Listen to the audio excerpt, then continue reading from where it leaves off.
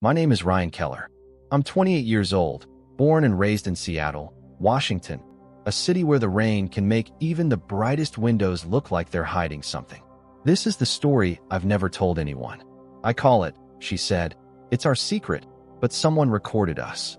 It began in late October, on the kind of night when the streets shone black under streetlights and the whole city felt like it was holding its breath. I was leaving the office later than usual, my tie stuffed into my coat pocket, my phone vibrating every few minutes with messages I didn't want to answer.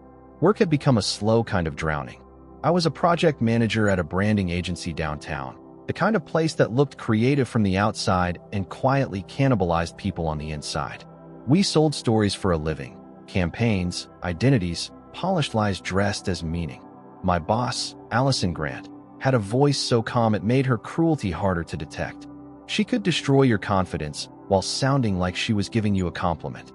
That week, we were pitching a luxury hospitality client worth more money than I'd ever see in my life, and Allison had decided my team's idea would either make my career or end it. At home, things weren't any cleaner. My younger sister, Emma, had stopped speaking to our father after he remarried 6 months after our mother died.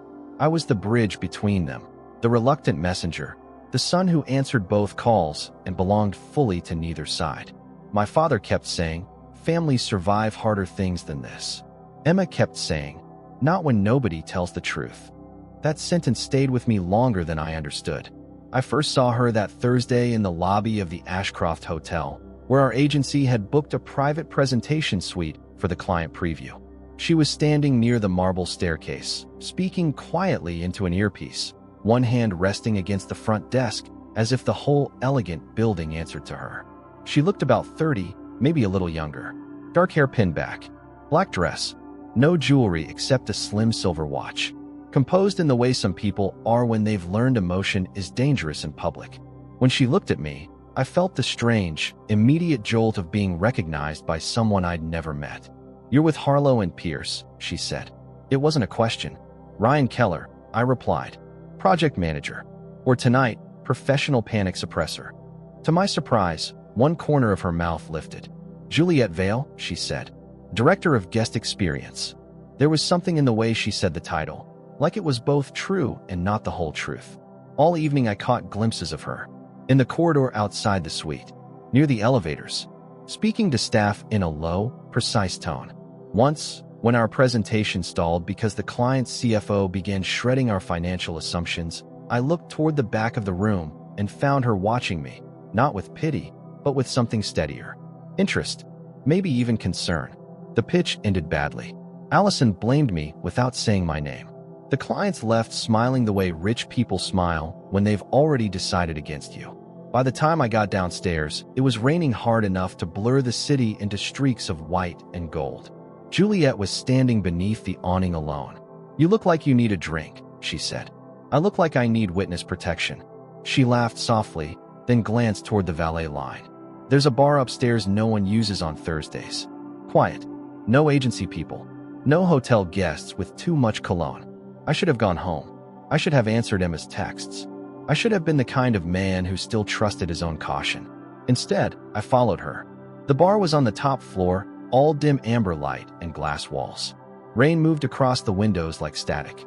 She ordered whiskey for herself, bourbon for me, as if she already knew what I'd pick. That's confident, I said. You seem like a bourbon man. And what does that mean? That you want comfort, she said. But you'd rather call it control. I stared at her. Do you do this with everyone? No, she said. Only men who look lonely in expensive buildings. There are conversations that feel less like talking and more like stepping slowly out onto thin ice, aware it could crack beneath you and unable to stop walking. That was what it felt like with Juliet.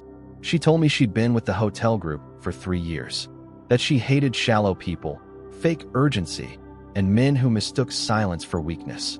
I told her just enough about work to make myself sound functional, and just enough about my family to reveal I wasn't. At one point, my phone lit up again on the table. Emma. Juliet glanced at it, then at me. You don't want to answer.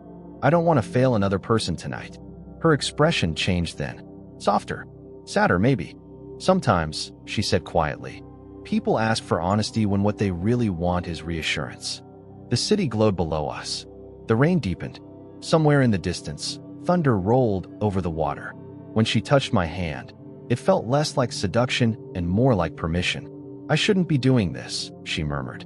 "Neither should I." She held my gaze for a second too long, and in that second, something reckless and intimate passed between us. Something that felt chosen. Then she leaned closer and said, almost in a whisper, "It's our secret." I wish I could tell you the danger was obvious, that there was sinister music in the background, or a warning in her eyes, or some cold instinct inside me screaming to leave.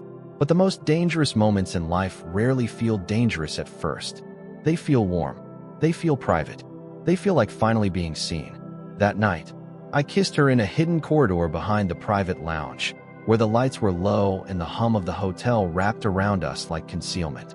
Her hand slid into my coat, gripping the fabric near my chest, as if she was holding herself together through me. My whole body had gone electric. For a few stolen minutes, the rest of my life disappeared. My failing pitch, my fractured family, the constant fatigue of pretending I could carry everything without breaking. Then somewhere down the hall, a sound. Not loud, just a soft metallic click. Juliet froze. I pulled back slightly. What was that? Her face changed in an instant. Not panic exactly, but recognition. Real fear wears strange masks. "Probably nothing," she said too quickly. But she was already looking past me, into the dark length of the corridor, where the service exit door was slowly swinging shut. For a moment, neither of us moved. The service corridor felt suddenly colder, like the building itself had noticed something it shouldn't have. The door at the end of the hallway creaked softly as it finished closing. I looked back at Juliet. "You expecting someone?" I asked quietly. "No," she said, but the way she said it wasn't convincing. Her hand had tightened around my sleeve, her eyes fixed on that door like it might open again. "Did you hear the click?" I asked. "Yes." And she exhaled slowly. It sounded like a phone. A strange tension settled between us. "A phone," I repeated. She nodded once, then stepped past me and walked toward the door. Her heels made almost no sound against the carpet. When she pushed the door open, the narrow stairwell beyond was empty.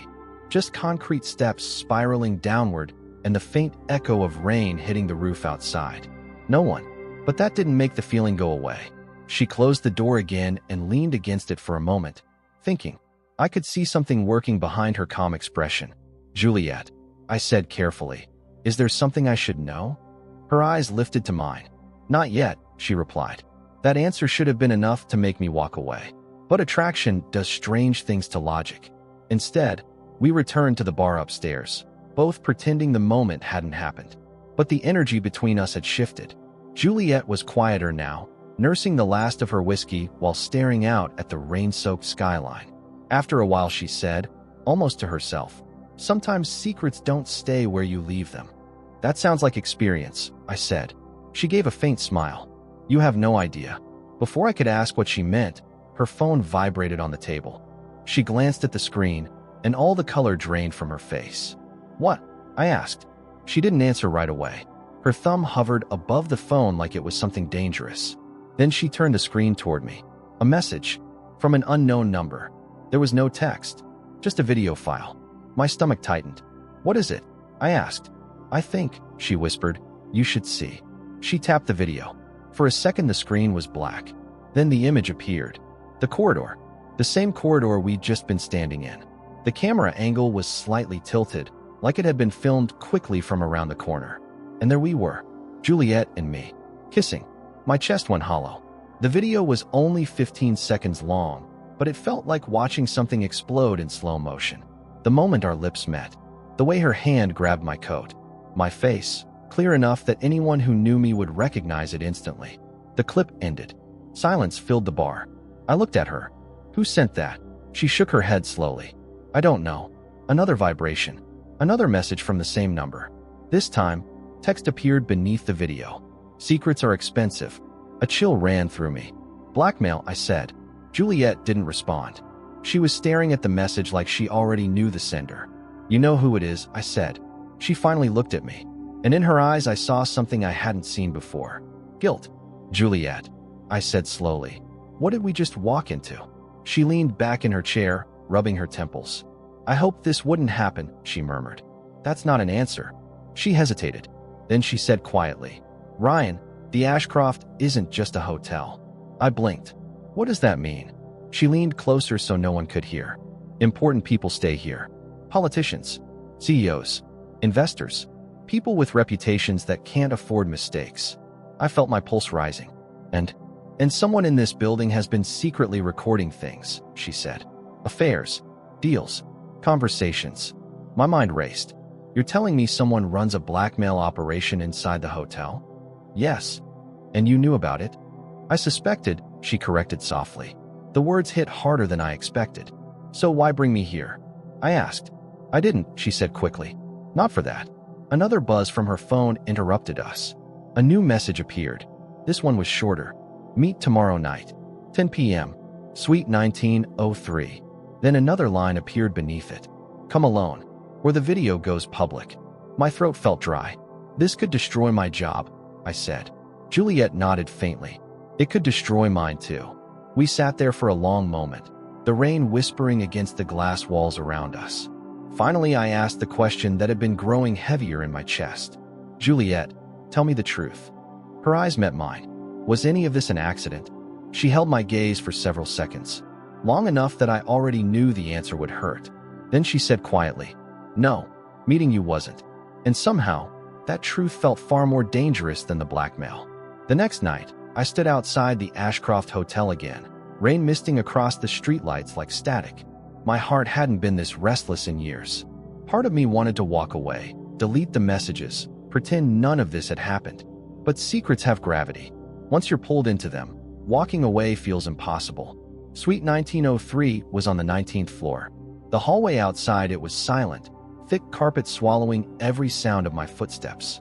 When I reached the door, it was already slightly open. Juliet stepped out of the elevator behind me. For a second, we just looked at each other. You came, she said softly. You told me to come alone. Her expression flickered with something like regret. I did. Inside the suite, the lights were low. The room smelled faintly of expensive cologne and polished wood. Floor-to-ceiling windows overlooked the dark city below. But we weren't alone. A man stood near the window, his silhouette sharp against the skyline. When he turned around, I recognized him instantly. Daniel Cross, one of the Ashcroft's senior executives. I'd seen him briefly during the pitch presentation the night before, smiling, shaking hands, the kind of polished man who looked like success had been custom-tailored for him. He held a phone loosely in his hand. The famous secret, he said calmly. Glad you both came. My jaw tightened. You recorded us. He smiled. I record many things. Juliet's voice was cold. Daniel, stop this. But he ignored her. You see, he said, strolling slowly toward us. The hospitality industry is really about leverage. Information. People show their real selves in hotels. Affairs. Confessions. Weakness. He raised the phone slightly. And weakness is profitable. My fists clenched. You're blackmailing people. He shrugged. I prefer the word insurance. I looked at Juliet. You knew? Her eyes dropped. I suspected someone inside the hotel was doing this, she said quietly. I just didn't know it was him. Daniel chuckled. Careful, Juliet. Half-truths are still lies. My stomach twisted. What does that mean? He looked directly at me. It means she came to that bar last night because she thought you were the one investigating me. The room went still. I turned to Juliet. Investigating. Her voice trembled slightly.